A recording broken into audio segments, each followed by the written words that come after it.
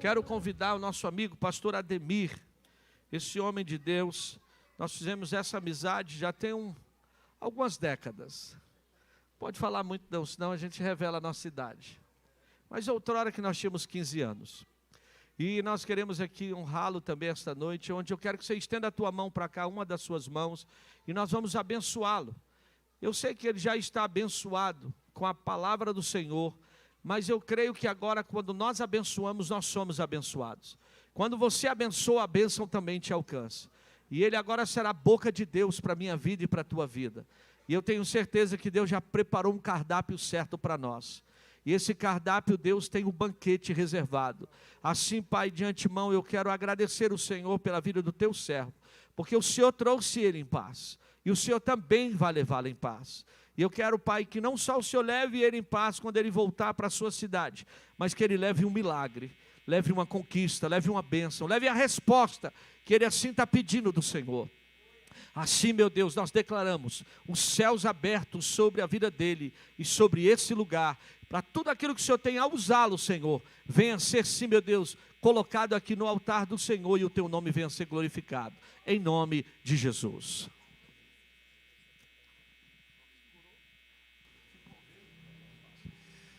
Queridos irmãos, a graça e a paz, amém? É grande, irmãos, o privilégio de estar aqui com vocês, um prazer muito grande. O pastor Allen é um dos pastores que eu admiro muito, homem de Deus, e vocês estão de parabéns por estar debaixo da cobertura, do pastoreio desse homem de Deus, um homem sério, que ama Jesus Cristo de verdade. E é sempre um privilégio estar aqui ocupando esse púlpito. Eu sou Ademir Barreto Guimarães, sou casado com a mesma mulher há 30 anos, moro em São Paulo, estamos aí nessa caminhada. Queiram se assentar, daqui a pouco eu vou pedir para vocês lerem as Escrituras. Queridos irmãos, nós temos alguns dons, podemos dizer assim. Você que tem uma Bíblia assim, que tem uma capa estragada, querendo colocar uma capa de couro, bonitinha, arrumadinha, a gente restaura a sua Bíblia, tá bom? É só nos procurar depois do culto que a gente dá um jeito. E o outro dom que o Senhor tem nos dado é o dom de escrever. Nós estamos agora escrevendo vários livros. E o primeiro livro que nós estamos escrevendo vai ser Da Frustração para a Realização. Tem muita gente frustrada dentro da igreja, tem muita gente que não consegue caminhar, dar um passo à frente porque se sente frustrado, gente tirando a vida porque se sente frustrado. E Deus não te salvou para você viver uma vida frustrada. A salvação em Cristo Jesus é uma libertação da frustração. Então esse livro aqui vai te dar uma motivação muito boa para você continuar caminhando e ajudar outra pessoa que está também se sentindo frustrada, tá bom? Eu trouxe apenas quase 40 livros. Se você puder, leve um desses livros. O outro livro aqui é Minha Vida, que não sou eu o autor, James MacDonald, é um livro fantástico. Eu estou lendo esse livro, estou sendo muito impactado com esse livro. É um livro também maravilhoso. O tema dele é: Senhor, transforma a minha atitude antes que seja tarde. É um livro impactante. Tem impactado a minha vida. Eu só trouxe 6 livros desse aqui. Então, depois, você nos procure após o culto. Amém? Agora, abra sua Bíblia. No livro de Romanos, esse cântico, irmãos, está combinando de uma forma maravilhosa com o que nós queremos falar nessa noite. Impressionante, irmãos. Sempre Deus tem confirmado que a gente precisa ministrar em cada igreja que a gente vai. Sem nenhuma exceção, todas as igrejas, quando eu vou ministrar, Deus sempre confirma, irmãos. É alguém me abraçando, dizendo uma frase, eu digo, meu Deus confirmou. Dizendo um versículo, é um cântico. E esse último cântico que está realmente confirmando a mensagem de hoje à noite, que é redescobrindo a paternidade de Deus. Eu fiquei sabendo, algum tempo atrás, que houve uma conferência sobre isso aqui, não foi? E foi fantástico, eu achei maravilhoso. Vocês já estão, assim, bem alimentados com esse tema, com essa doutrina, podemos dizer assim, de vida. mas eu quero apenas relembrar algumas coisas que vocês aprenderam. Talvez até algumas coisas novas. Possivelmente. Mas eu quero apenas relembrar algumas coisas importantíssimas que vocês aprenderam, para vocês não se esquecerem da grande importância de você estar sempre posicionado como um filho de Deus. Amém? Romanos capítulo 8. Romanos capítulo 8, a partir do versículo 12.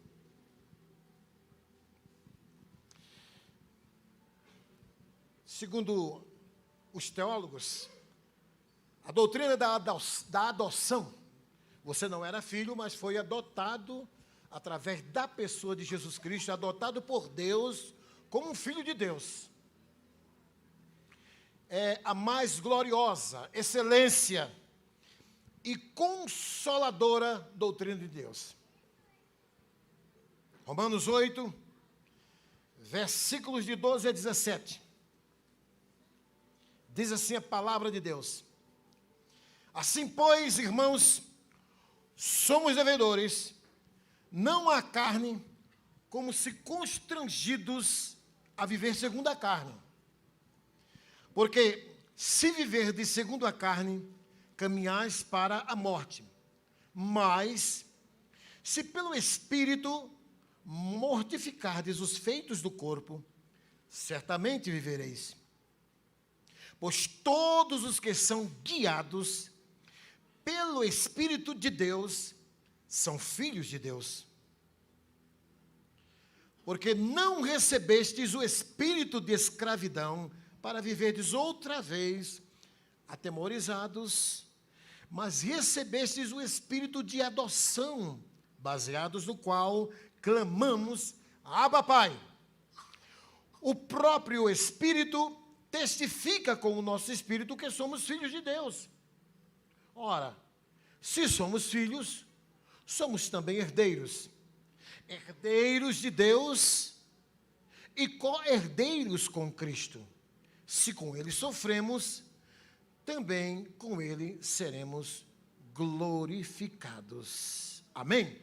Deixem suas Bíblias abertas e coloque a mão no seu coração mais uma vez. Bendito Deus e Pai, fala ao nosso coração por meio da Tua palavra. Capacita-nos, pois somos completamente incapazes de falar qualquer maravilha da Tua palavra. Ajuda-nos, abra o nosso entendimento, que a nossa mente, o nosso coração se tornem ávidos, aguçados, para entender a revelação da Tua palavra. Em nome de Jesus Cristo, nós te oramos e também já te agradecemos, em nome de Jesus Cristo, e todos digam amém. Amém. Queridos irmãos, esta carta de Paulo aos Romanos, ela foi escrita quando Paulo estava em Corinto, para dar algumas orientações doutrinárias para esta igreja. Paulo escreve esta carta como fruto de um impedimento que ele teve de estar nessa igreja. Ele planejou, mas ele não conseguiu. Nós não sabemos quais foram os impedimentos que Paulo teve para estar presente na igreja de Roma. Mas, em tudo isso, em todos esses impedimentos, essas dificuldades que Paulo teve de estar corpo físico nessa igreja, nós podemos ver o agir soberano de Deus. Porque se Paulo tivesse ido a essa igreja, certamente nós não teríamos a maior de todas as cartas doutrinárias, que se chama Carta de Paulo aos Romanos.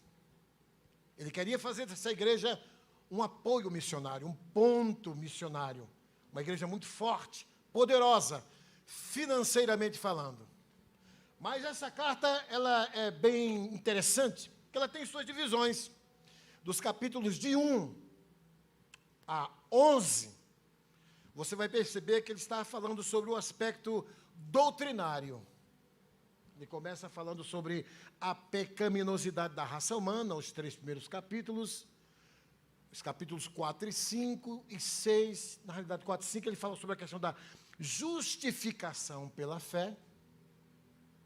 E aí vem a questão do capítulo 7, 6 e 7, quando ele fala sobre o poder latente que o pecado tem na vida do ser humano. Mesmo sendo novas criaturas, mas ele terá uma natureza pecaminosa, que de vez em quando quer entrar em evidência. Mas ele diz, para que essa natureza pecaminosa não entre em evidência, aí ele escreve o capítulo 8, que é o segredo para você viver todas as tendências carnais, todas as inclinações da carne. E aí ele nos dá o segredo do capítulo 8. O capítulo 8 poderia ter o tema de o Espírito de Deus nos filhos de Deus. E você percebe que nesse capítulo 8 ele fala muito sobre a questão da paternidade, de ser filho de Deus. Queridos irmãos, a adoção enriquece o mais pobre e enobrece o mais miserável pecador. Porque nós não éramos filhos de Deus. Mas quando nós recebemos a Jesus como nosso Salvador, como diz o Evangelho de João, capítulo 1, versículo 12, nós nos tornamos filhos de Deus, de criaturas a filhos de Deus. Sem o recebimento da pessoa de Jesus, ninguém pode se tornar um filho de Deus. A adoção é um ato livre da graça de Deus, pelo qual somos recebidos no número de filhos de Deus e temos os direitos e privilégios. Mas o que eu acho interessante, irmãos, é que raramente, talvez não aqui nessa igreja, mas raramente se vê alguém arrebatado de gozo espiritual pelo fato de ser filho de Deus. Eu entro nas igrejas e vejo pessoas arrebatadas porque receberam uma bênção física, comprou um carro novo, uma casa, mas dificilmente eu vejo as pessoas arrebatadas de alegria pelo fato delas estarem conscientes de que agora são filhas ou filhos de Deus. Mas, queridos irmãos, no Antigo Testamento, Deus é nosso Pai como Criador. Mas todos têm Deus como Pai no sentido de origem, no Velho Testamento. Porque no Antigo Testamento, o projeto de Deus era fazer da nação de Israel não apenas de sacerdotes, mas de filhos e filhas de Deus. Mas a questão da religiosidade, ela petrificou, ela tirou a sensibilidade que Deus queria que cada ser humano tivesse na sua relação com Ele. E por causa disso, eles perderam a liberdade de chamar Deus de Pai. Queridos, nenhuma religião, ela ensina, ela te motiva a ter uma relação íntima com Deus como Pai. Só o cristianismo, só o Evangelho. Mas essa relação dos adotados por Deus contém várias propriedades. A adoção é uma relação de alto preço. Foi através da morte de Jesus Cristo que nós nos tornamos filhos de Deus. Em Gálatas capítulo 4, versículos 4 e 5, Paulo diz assim: mas, quando chegou a plenitude do tempo, o tempo exato de Deus, significa isso, Deus enviou seu filho, nascido de mulher, nascido sob a lei, com que finalidade? Aí ele diz, para resgatar os que estavam sob a lei. Com que propósito esse resgatamento? A fim de que recebêssemos a adoção de filhos. Sem a morte de Jesus, ninguém pode se tornar um filho de Deus. A adoção é uma relação sublime e amorosa da parte de Deus. 1 João capítulo 3, versículo 1 diz assim: vejam que grande amor o Pai nos tem concedido, a ponto de sermos chamados filhos de Deus. E de fato, e de direito, somos filhos de Deus. Por esta razão, o mundo não nos conhece, nos ignora, não aceita. A adoção é uma relação livre da vontade de Deus. Efésios capítulo 1, versículos 4 e 5 diz o seguinte: Deus nos escolheu. Diga, eu sou escolhido de Deus. Nele, em Jesus Cristo, para sermos adotados como seus filhos, por meio de Jesus Cristo, segundo o propósito da sua vontade. Então, é da vontade de Deus que todos sejam filhos de Deus. De vez em quando eu vejo alguém dizendo assim, em algumas rádios, programas de televisão, irmãos espíritas, com todo respeito ao espiritismo, aos espíritas que são pessoas religiosas mais sérias, irmãos católicos, com todo respeito, irmãos muçulmanos, com todo respeito aos muçulmanos, que são muito zelosos, irmãos da Hare Krishna. Mas esse tipo de afirmação é uma afirmação totalmente equivocada. Porque eles só serão nossos irmãos se eles aceitarem a pessoa de Jesus Cristo. Porque meus irmãos são aqueles que nasceram de novo. Mas se pelo menos ele dissesse assim, irmãos por parte de Adão, irmãos por parte da criação de Deus, porque todos somos irmãos na criação, mas espiritualmente não somos irmãos. Mas a adoção é uma relação permanente que se estabelece, porque você não é um filho temporário de Deus. Você entrega a sua vida a Jesus hoje, nasceu de novo, imediatamente, você já é um filho de Deus. E você não deixa de ser filho de Deus. Não deixa. Você não é filho temporário de Deus.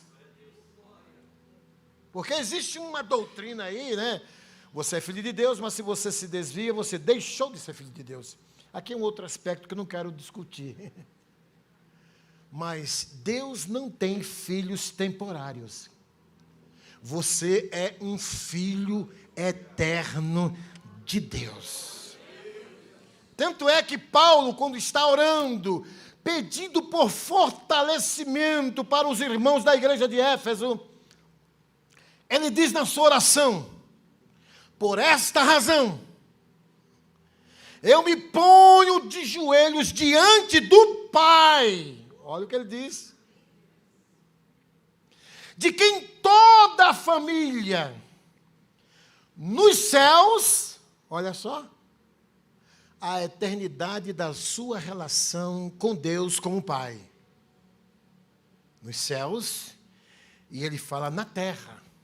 Ou seja, essa família que você está vendo, linda e maravilhosa, ela tem uma extensão. E a extensão, ela é celestial. Paulo é o meu irmão em Cristo, seu irmão em Cristo, Moisés. A nossa família está nos céus. Os céus são a extensividade da minha e da sua família. É o que Paulo está dizendo. Então, você não é um filho temporário de Deus. Agora, queridos irmãos, vamos olhar para o texto. Segundo o texto o texto de Romanos que nós acabamos de ler. O que significa e quais as implicações de sermos filhos de Deus? O que é, de fato, a paternidade de Deus? Quais são as consequências maravilhosas que elas geram na nossa vida? Primeira coisa que o texto diz, olha o que diz. A paternidade de Deus traz a marca de um direcionamento a um novo estilo de vida. Vamos olhar para o texto? Versículos 13 e 14.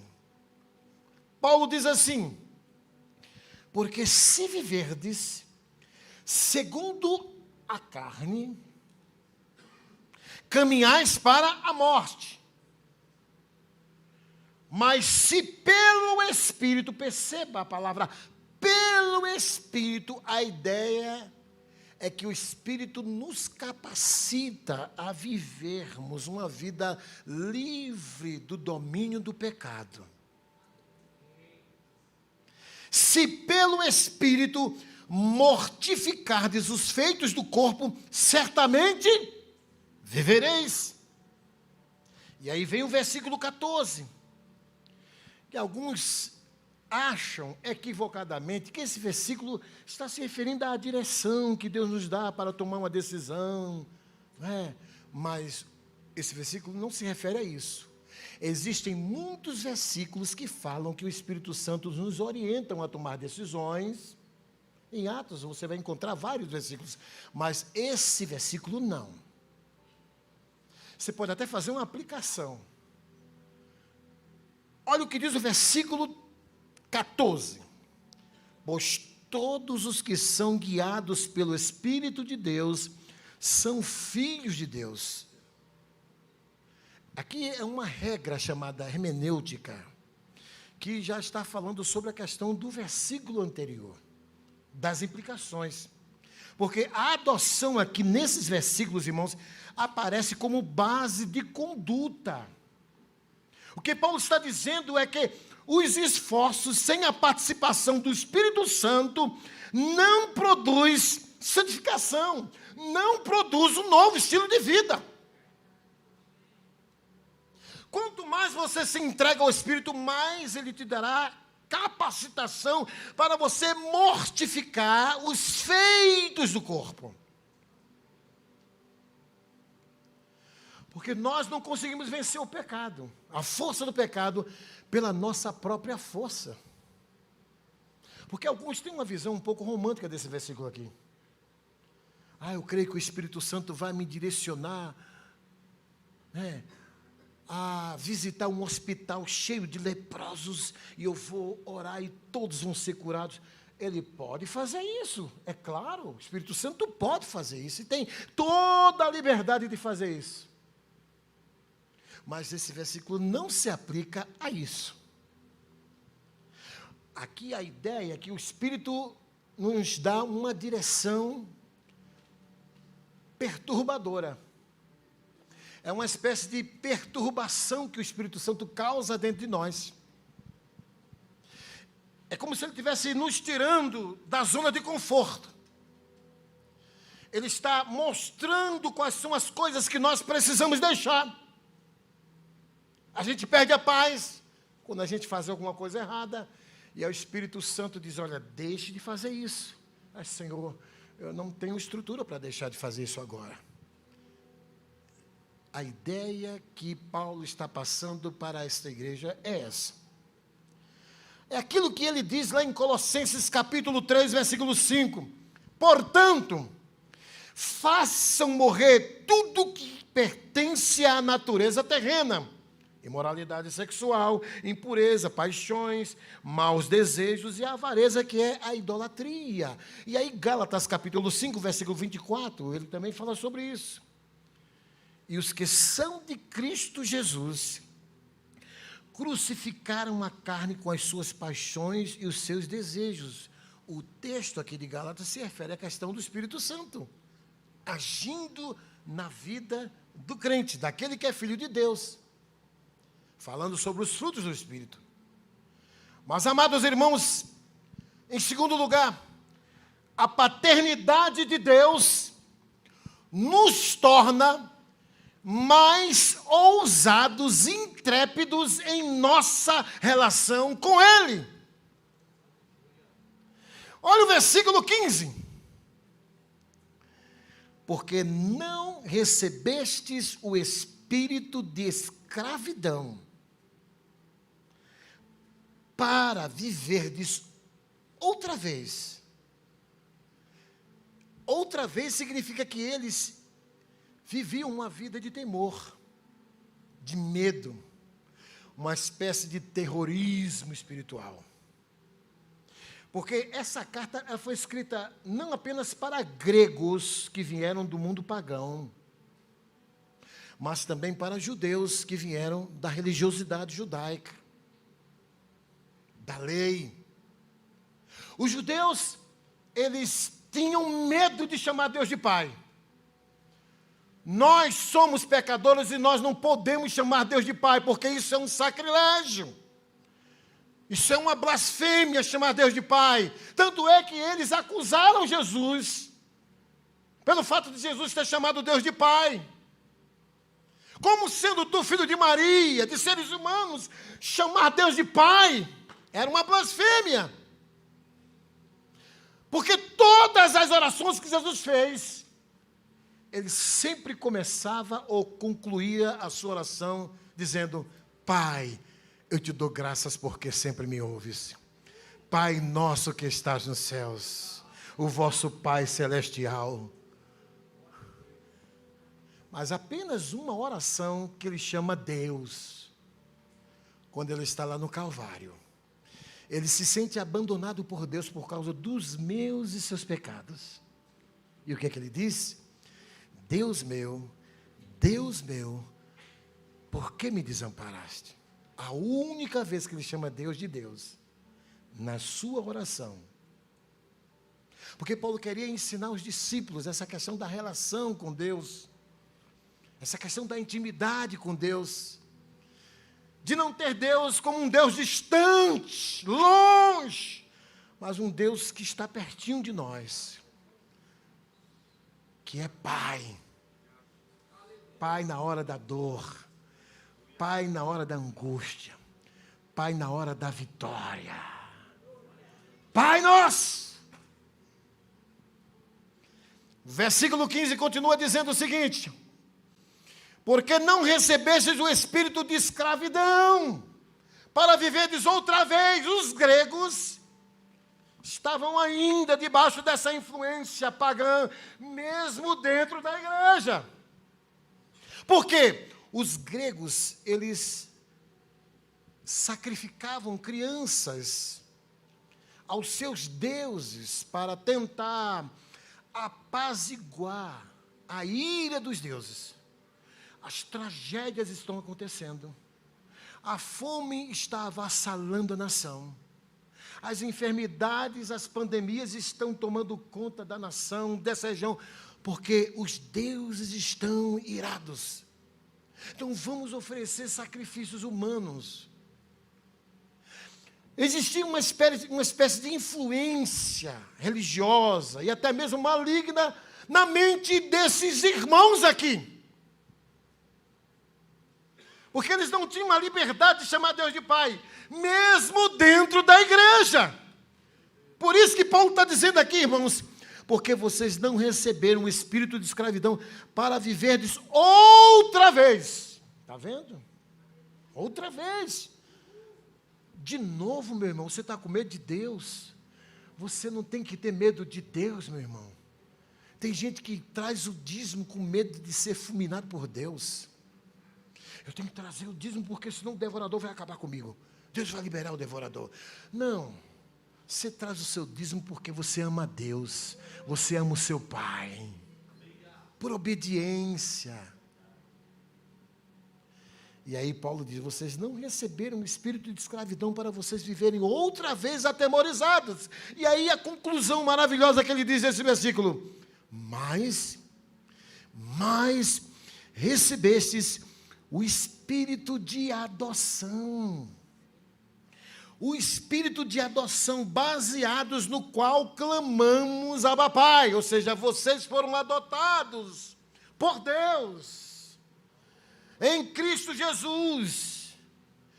E essa adoção te dá a plena liberdade de chamar Deus, não apenas de Deus, mas de Painho. Porque a palavra Abba Pai significa Painho. Na linguagem baiana é assim, não é? Painho. Queridos, o medo aqui nesse texto, nesse versículo, foi substituído pela liberdade que o Espírito Santo realizou. Como filhos de Deus, temos a liberdade de um relacionamento íntimo com o Pai. Não precisamos viver inseguros e atormentados pelo medo. Queridos amados irmãos, Gálatas capítulo 4, versículo 7. Olha o que ele diz: assim você já não é mais escravo. Escravo da religiosidade, é o que ele está dizendo. Tem gente que é escravo da religiosidade.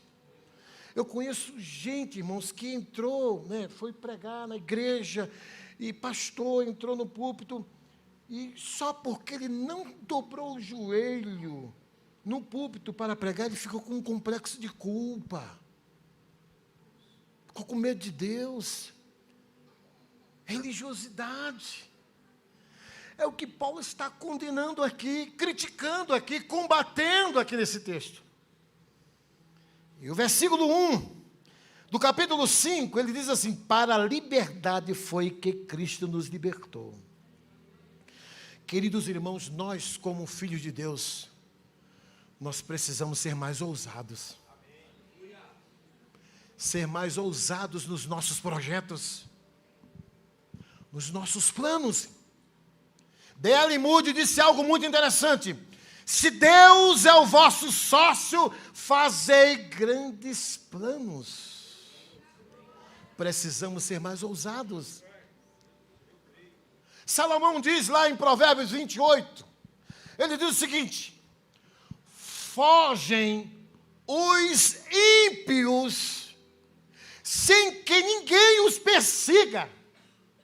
E aí ele diz: mas os justos são mais ousados, intrépidos, cabra-macho como leões. Mas quantos crentes têm medo terrível? Medo de barata. Marido, medo de rato. Outro dia, uma irmã que ouviu um barulho estranho no quintal e disse: meu bem, tem alguma coisa se movimentando no quintal, vamos ver o que é. E aí ele foi, mas colocou a esposa na frente, ficou atrás da esposa. Deus te salvou para ser uma pessoa intrépida. Amém, amados irmãos? É o que o texto diz. Você tem essa liberdade de ter uma relação íntima, profunda e intrépida com Deus. Aleluia. Terceiro lugar. A paternidade de Deus tem a marca do testemunho do Espírito Santo no homem interior. Versículo 6, 16. O próprio Espírito, com E maiúsculo, testifica com o nosso espírito. Isso significa que o meu espírito e o Espírito de Deus estão intrinsecamente ligados, inseparáveis, amalgamados. O Espírito Santo testificando no meu espírito, que sou o quê? Filho de Deus. É como se dissesse o seguinte: olha, eu sou filho de Deus. E aí o Espírito Santo diz: é verdade, eu assino embaixo dessa declaração. É por isso que aqueles que nasceram de novo, que são novas criaturas, não vivem permanentemente em conflitos, em dúvidas acerca da sua salvação. Romanos capítulo 10, versículo 11, Paulo diz o quê? Ou é 17? 11. Todo aquele que crê não será confundido. É como se Paulo estivesse dizendo, quem é salvo tem certeza. Porque o próprio Espírito testifica com o nosso espírito. Com muita respeitabilidade que eu tinha, né, de Dom Serafim, que foi o arcebispo de Belo Horizonte. Mas ele disse uma coisa equivocada. Ele disse assim, ninguém no mundo tem certeza de vida eterna. A única pessoa que pode ter certeza de vida eterna é só o Santo Padre Papa João Paulo II. Totalmente equivocado. O próprio Espírito testifica com o meu espírito que sou o quê, irmão? Que sou condenado? Não, que sou filho de Deus. A primeira carta de João, ele escreve com essa finalidade. Filhinhos, capítulo 5. Eu vos escrevi para que vocês saibam que vocês têm a vida eterna. Aleluia! A certeza da fé salvadora. É o que Paulo está dizendo aqui, irmãos. Que é uma prova incontestável da nossa filiação. O Espírito Santo nos ajuda a chegar a uma conclusão certa sobre o nosso estado. Olha o que diz em Gálatas, capítulo 4, versículo 6. E porque vocês são filhos de Deus, Deus enviou o Espírito de seu Filho ao nosso coração, e esse Espírito clama. Hebreus capítulo 10, versículos 15 e 16, ele diz o seguinte, e nisto nos dá o testemunho também o Espírito Santo, porque após ter dito, esta é a aliança que farei com eles, depois daqueles dias, diz o Senhor, imprimirei as minhas leis no coração deles e as escreverei sobre a sua mente. 1 João 3, 24. Quem guarda os seus mandamentos permanece em Deus, e Deus permanece nele. E nisto conhecemos que ele permanece em nós. De que maneira? Pelo seu Espírito que habita em nós. Aleluia, louvado seja Deus. Não saia daqui em dúvida. Você é salvo. Você tem o Espírito Santo dentro de você. O Espírito Santo sinaliza. Aleluia! O pastor Augusto Nicodemos, irmãos presbiterianos, contou uma experiência muito interessante. Ele estava fazendo doutorado lá na Alemanha. E ele estava, assim, extremamente confuso. Quando teve umas aulas sobre uma teologia que está influenciando muito hoje as igrejas liberais. E ele quase que abandonava a fé. Estava abalado. Mas ele disse que teve um dia que ele estava orando. E Deus falou ao seu coração e disse, você é meu filho. Você é meu filho. Ele começou a chorar. E teve uma experiência sobrenatural. Deus tocou nele de uma forma profunda. E ele caiu ali chorando, irmãos. Pastor presbiteriano Augusto Nicodemos. Foi o Espírito Santo, irmãos. Orando com gemidos inexprimíveis. Testificando que ele era de fato um filho de Deus. Em quarto lugar, a paternidade de Deus nos dá a garantia nas heranças e promessas. Versículo 17. Ora, se somos filhos não é que ele está dizendo um si de dúvida, de suposição, mas é como se ele estivesse dizendo, já que somos filhos, e aí ele continua, somos também herdeiros.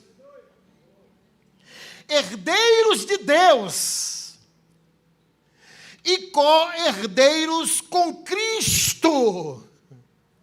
E aí ele deu uma conclusão um pouco desagradável, né? A gente gostaria que parasse por aí, né? Mas ele não para.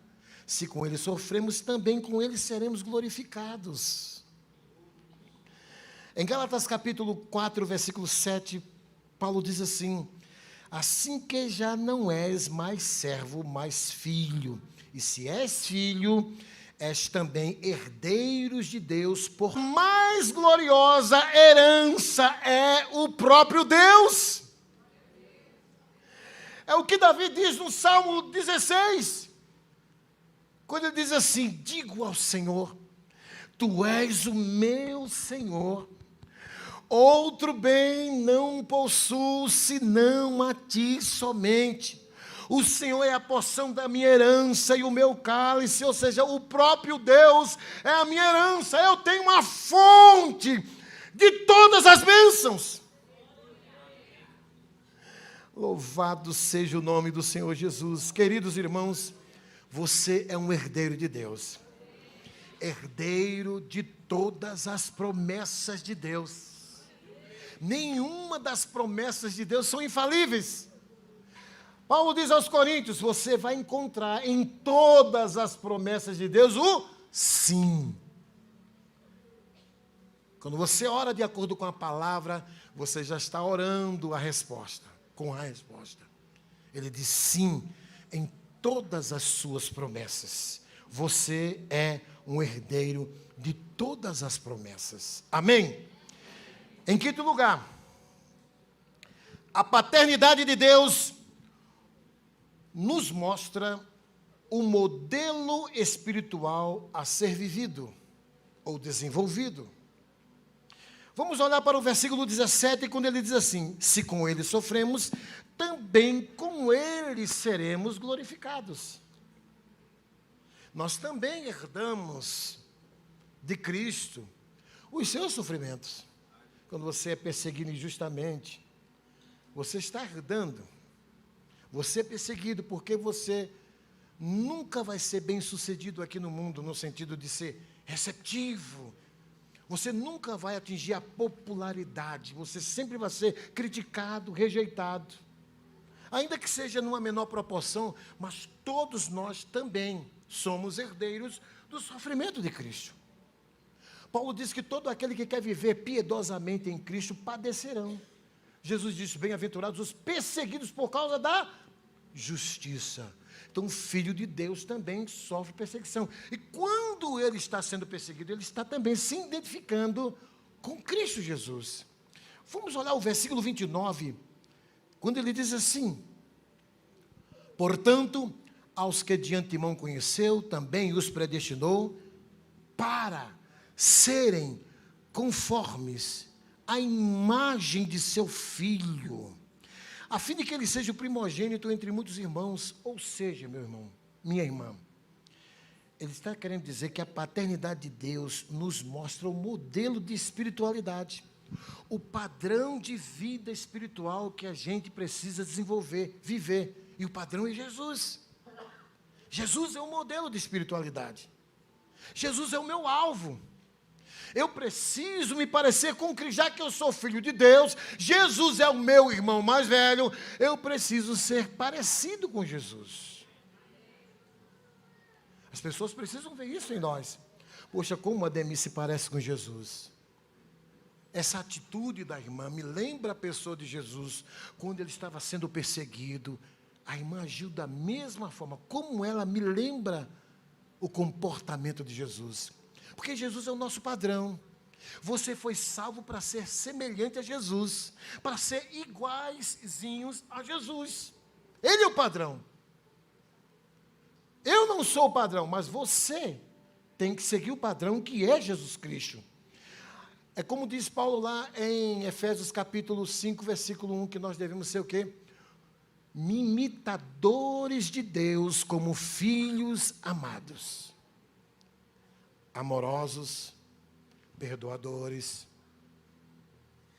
Amém?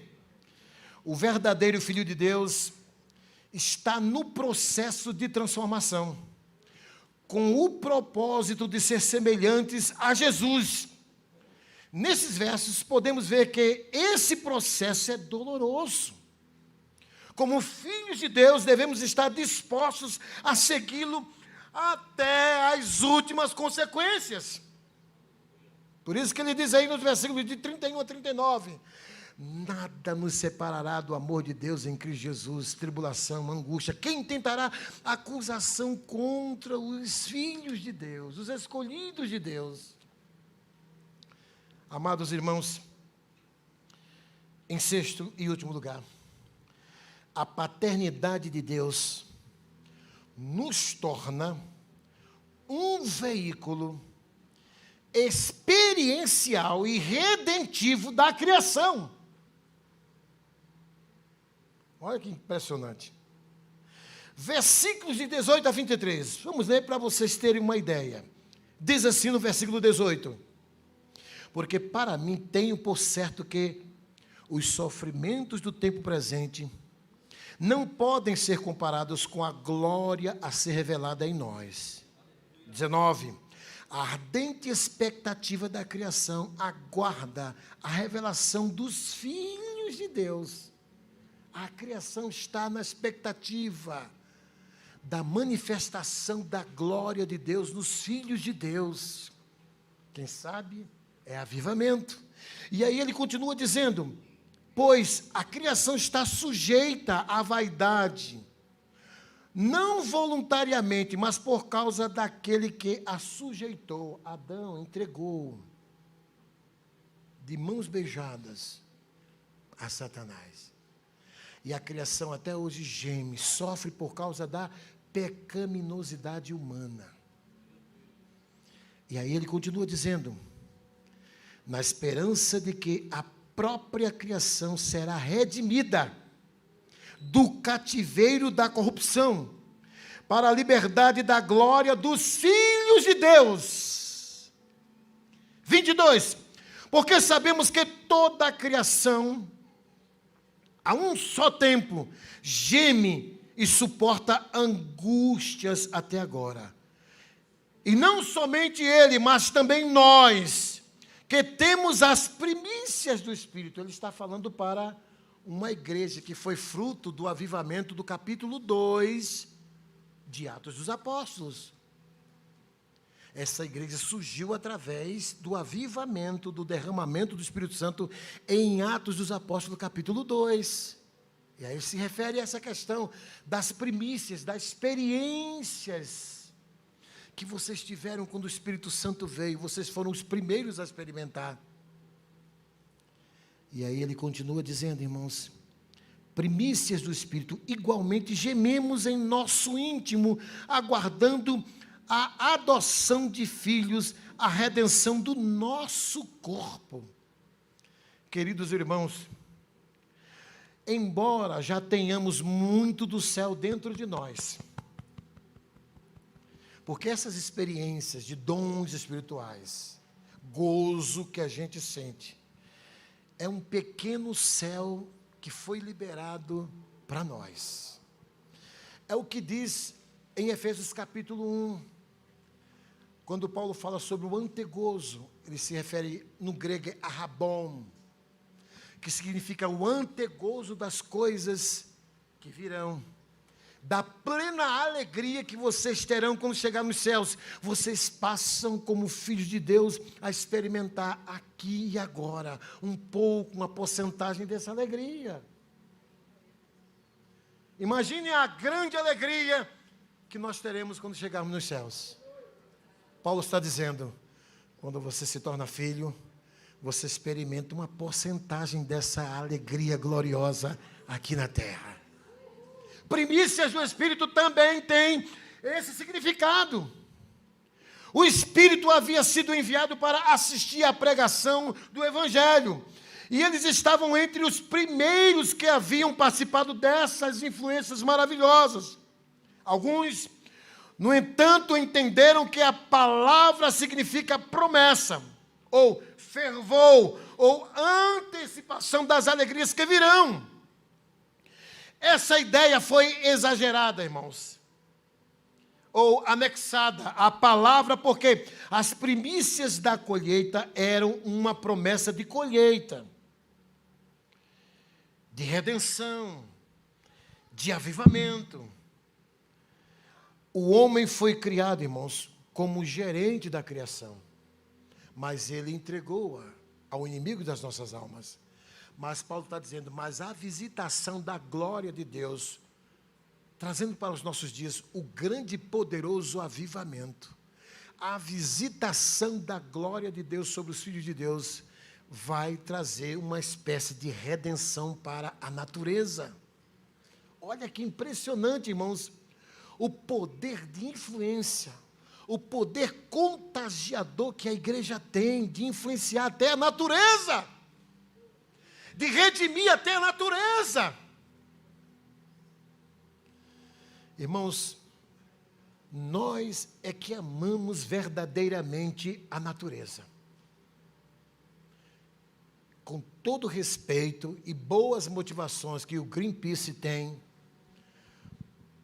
mas o amor que eles têm pela natureza é um amor egocêntrico. Porque eles estão preocupados nas consequências trágicas que virão sobre a humanidade. E não pelo amor que eles têm pela criação que Deus tem. O verdadeiro Filho de Deus também ama a natureza, não de forma egocêntrica, mas ama porque Deus criou. É isso que Paulo está dizendo. E quando você ama a natureza, você também é um veículo de sustentabilidade, de preservação. O pecado é um peso para toda a criação, amados irmãos, que perdura até os dias de hoje. Quando os judeus crucificaram a Jesus, o que foi que houve? Terremotos. A natureza, irmãos, protestou contra a crucificação de Jesus. Ela se abalou. Há um clamor geral, irmãos, de toda a criação contra o pecado. Concluindo, irmãos, essa é a maior posição que um ser humano pecador, como eu e você, poderemos ocupar aqui na terra. E essa posição se estenderá por toda a eternidade, porque nós não somos filhos temporários de Deus, somos filhos eternos de Deus. Não tenha medo de chamar Deus de Pai. Alguns possivelmente têm bloqueios na alma, no coração, por causa de um aspecto histórico, de tragédia na família, como por exemplo, a filha que teve um pai que foi extremamente violento, um pai que foi extremamente infiel, chegava todo dia embriagado em casa, batia na esposa, separou da esposa, era mentiroso, corrupto, e agora está na segunda, terceira, quarta mulher, e continua fazendo as mesmas coisas. A filha foi extremamente violentada pelo pai, e aí ela está na igreja. E quando o pastor ensina que ela precisa chamar Deus de Pai, vem logo na sua mente aquelas experiências amargas. Não, eu não posso chamar Deus de Pai, porque Pai é mentiroso, Pai é violento, Pai é corrupto. Não. Deus não merece ser chamado de Pai. E aí tem esse bloqueio, tem essa dificuldade. Mas eu quero te dizer que o poder do Espírito Santo pode desbloquear a tua mente. Esse trauma que você ainda hoje vive, Deus quer que você chame Ele não apenas de Deus, mas de Pai. Abba, Pai. O Pai nosso que é Pai de todos aqueles que se tornaram filhos de Deus no novo nascimento. Eu queria que você se colocasse de pé agora.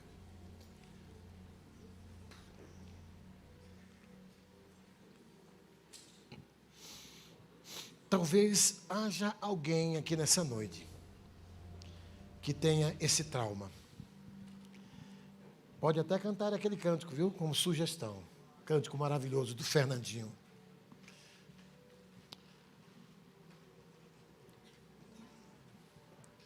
Se você tem alguma dificuldade na sua alma, no seu coração, você que está dentro da igreja, foi batizado nas águas, mas até hoje você não tem certeza de salvação, não tem certeza de vida eterna, a vida toda em conflito. Se Jesus voltar agora, eu não tenho certeza da minha salvação.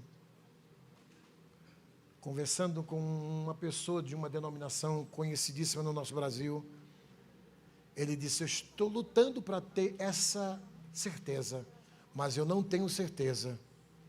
Eu estou batalhando para ter essa certeza, ou seja, salvação pelas obras. Quem é salvo, ele pratica as boas obras como consequência da salvação, não para obter a salvação. Mas, infelizmente, existem pessoas que vivem em conflitos. Eu quero fazer uma pergunta para você. Você tem certeza absoluta? Eu vou fazer uma pergunta para toda a igreja, e toda a igreja vai me responder. Quando Jesus voltar para buscar a sua igreja, quem vai ficar feliz? Diz amém. Amém. Eu não vou ficar feliz.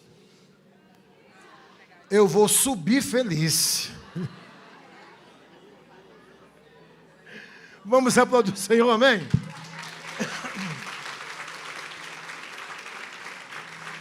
Aleluia, vocês entenderam, eu entendi também o que vocês quiseram, quando disseram amém. Mas é possível que você esteja nessa luta, nessa dúvida. Pastor Arlen, o que eu faço agora? Se você tem essa dúvida, esse conflito no seu coração, em nome do Senhor Jesus, saia do seu lugar. Quem é salvo tem certeza. Quem é salvo tem certeza. Quem não é salvo nunca teve certeza. Talvez você esteja num conflito acerca da sua salvação, porque o pecado também rouba. O pecado tira toda a sensibilidade espiritual. O pecado dessensibiliza o nosso espírito. Querem um exemplo da dessensibilização do pecado? Por exemplo, você antes era tão sensível quando era novo na fé. E aí você, quando praticava uma mentira, você ficava arrasado. Hoje você mente descaradamente, não sente mais nenhum sentimento de culpa, nenhum peso na alma. É porque você está sensível. O pecado rouba a nossa sensibilidade espiritual.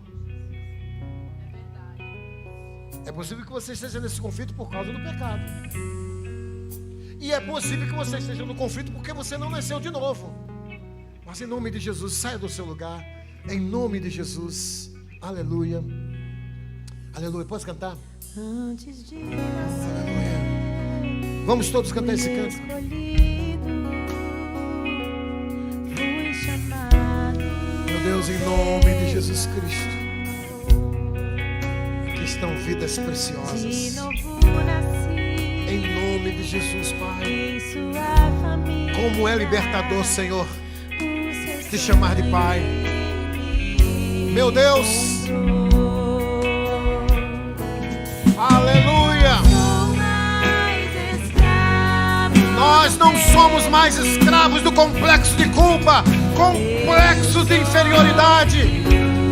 Nós somos filhos de Deus, herdeiros de Deus em Cristo Jesus. Mais escravo. Vença esse complexo de inferioridade.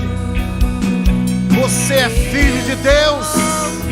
Você é filho do Rei, do Deus Todo-Poderoso, Criador dos céus e da terra. Aleluia! Louvado seja o nome de Jesus. Meu Deus,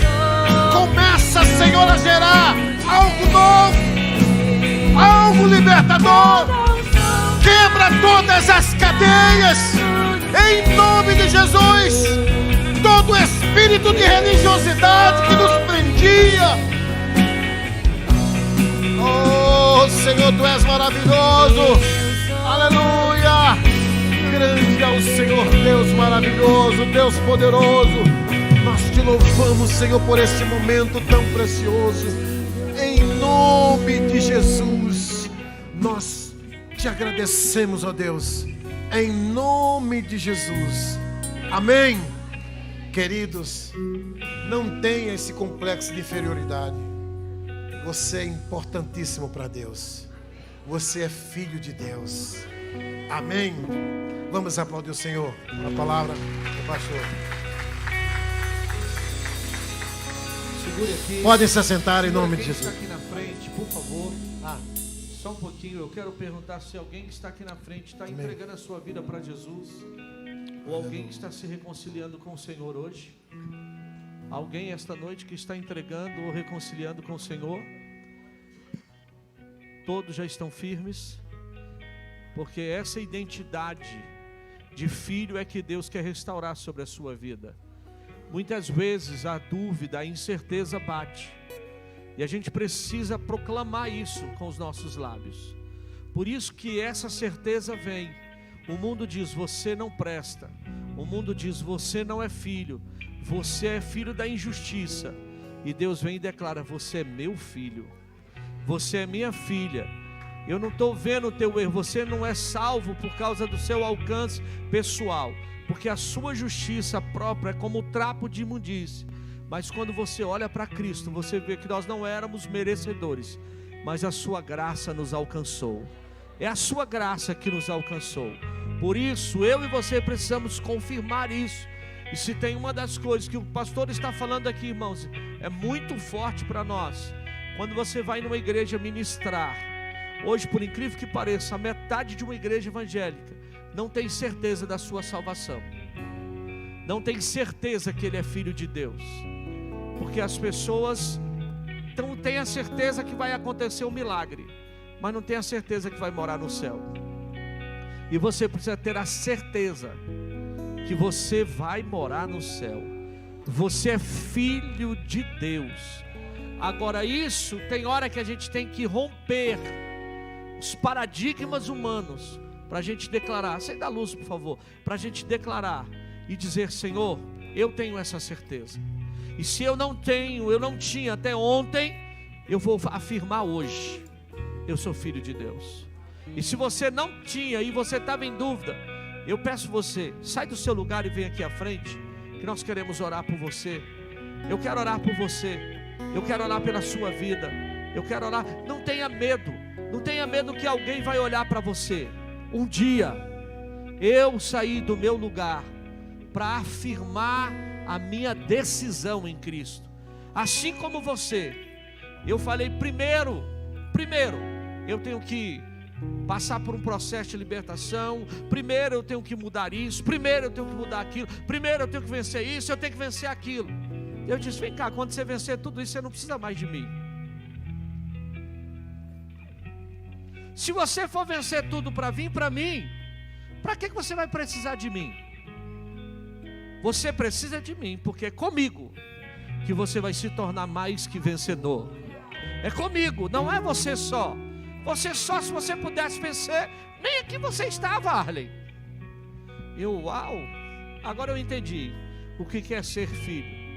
O filho, ele muitas vezes é alguém que te traz honra e você fica feliz da vida. Mas quando ele também muitas vezes te desonra, ele não deixa de ser seu filho. E o pai não abandona. Está aqui. É isso que Deus está falando. Deus não nos abandona. Ele não nos abandona. Eu quero lhe dizer, porque você é filho, ou porque você tropeçou, porque você falhou em alguma situação, Ele está dizendo, você precisa reafirmar isso dentro de você. O inimigo jogou na tua mente, você não é, e Deus está dizendo, você é. Você é filha de Deus. Você é filho de Deus. E você precisa vencer isso. Porque através dessa situação o inimigo está dizendo, você não tem mais parte da herança. E Deus está dizendo, você faz parte da minha herança. não é pelo teu mérito, é pelo que eu fiz por você. E isso a gente precisa reafirmar, para que o nome do Senhor seja glorificado. Eu pergunto, tem mais alguém que está no seu lugar hoje e quer tomar esta decisão? Porque se com a tua boca confessares e no teu coração creres, será chamado filho de Deus. Eu preciso crer. Pastor, mas eu preciso ir aí na frente. Pode ficar em pé no seu lugar, não precisa vir aqui, mas fique em pé, toma uma atitude, que eu posso anunciar isso. Porque hoje a gente chega nos lugares e a gente gosta de dar carteirada. O que é a carteirada, pastor? É quem tem mais autoridade humana. Eu sou médico, eu sou doutor, eu sou psicólogo, eu sou isso, eu sou aquilo. Amém. Mas muitas vezes isso aí não vai te tirar e te livrar dos pecados. Agora não há nada melhor quando alguém tem convicção e bate no peito. Quem é você? Filho de Deus, filho de um Deus todo-poderoso, lavado e remido pelo sangue do Cordeiro.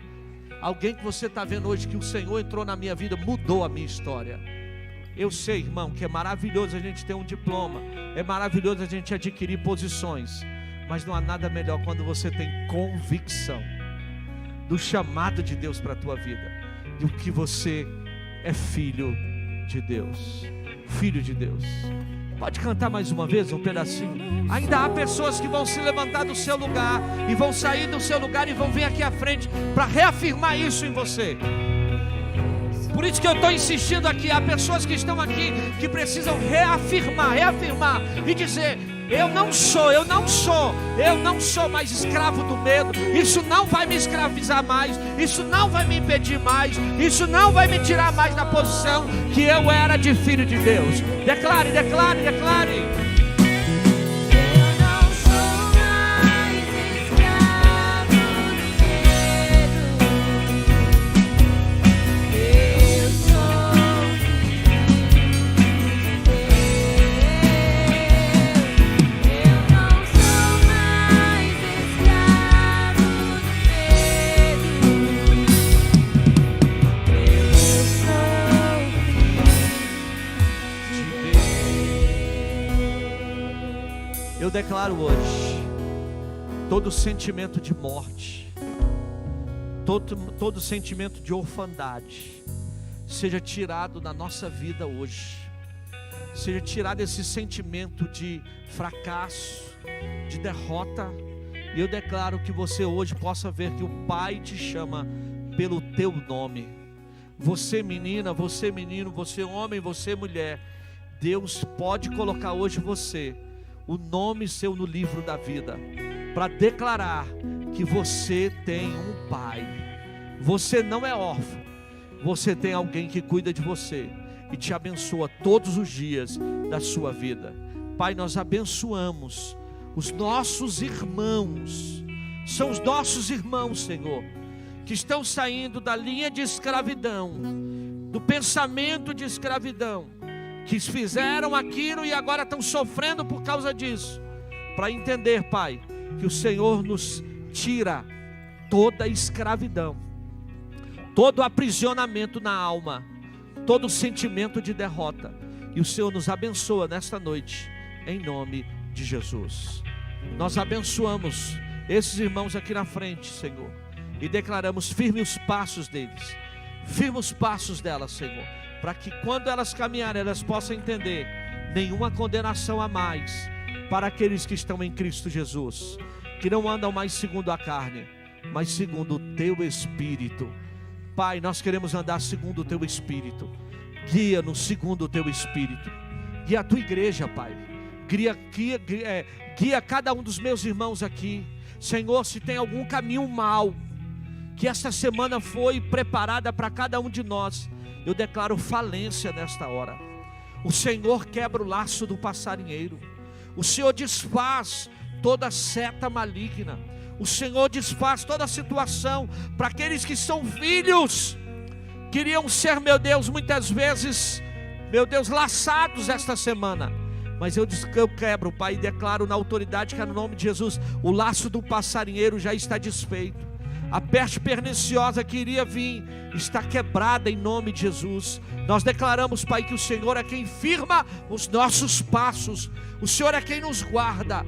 Pai, em nome de Jesus, nos livra de todo mal, em nome de Jesus. Você pode aplaudir ao Senhor?